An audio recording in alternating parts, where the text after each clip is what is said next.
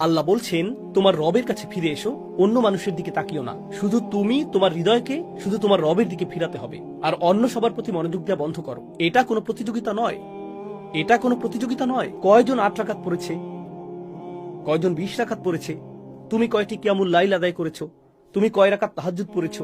এটা কোনো প্রতিযোগিতা নয়, এটা কোনো প্রতিযোগিতা নয়, এটা অন্য কারোর সাথে তুলনা নয়। এখন আপনাকে শুধু নিজেকেই ফিরিয়ে আনতে হবে। أنيبوا إلى ربكم وأسلموا له من قبل أن يأتيكم العذاب তার সামনে নিজেকে সঁপে দাও, শাস্তি আসার আগে, অনেক দেরি হওয়ার আগে।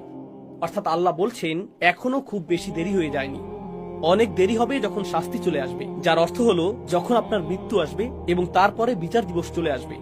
তা এখনো আসেনি, তাই আপনার জন্য এখনো দেরি হয়ে যায়নি। অন্যভাবে আল্লাহ একথা বলছেন যে তোমার কাছে সময় আছে, অন্যভাবে আল্লাহ একথা বলছেন যে তোমার আশা এখনো শেষ হয়নি।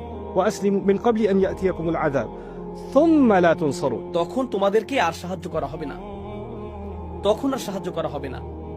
এটা কেবল হুমকি নয়, বরং উৎসাহও বটে। কারণ আল্লাহ যদি বলেন তখন তোমাকে সাহায্য করা হবে না, এর মানে এখন তোমাকে সাহায্য করা হবে, এখন তোমাকে সাহায্য করা হবে, তখনই কেবল তোমাকে সাহায্য করা হবে না। তো এই মুহূর্তে আল্লাহ তোমাকে সাহায্যের প্রস্তাব দিচ্ছেন, আল্লাহ আমাকেও সাহায্যের প্রস্তাব দিচ্ছেন। সুম্মা লা তুনসরুন।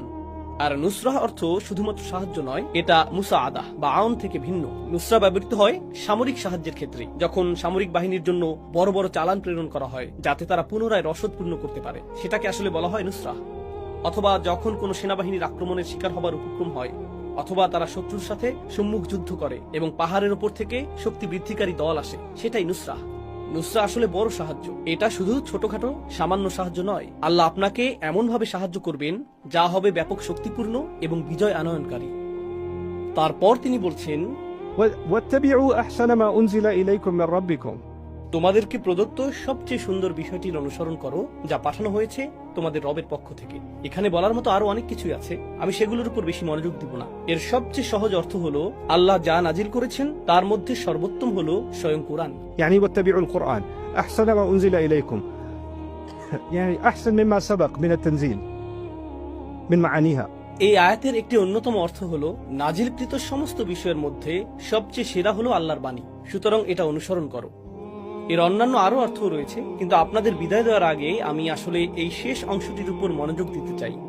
তিনি বলছেন, এটা করো, তোমাদের সাধ্যের মধ্যে সর্বোত্তম উপায়ে এর অনুসরণ করো, আল্লাহর নাজিল করা সবচেয়ে সুন্দর জিনিসটির অনুসরণ করো। কারণ কিছু লোক বলে, ও ইসলাম এত কঠিন, এত বেশি নিয়ম কানুন, এটা অনেক জটিল, আমি জানি না কি করতে হবে, আমি জানি না কেন এত খুঁটিনাটি বিষয় রয়েছে। কিন্তু আল্লাহ বলছেন, না, এটা আসলে সুন্দর এবং সরল।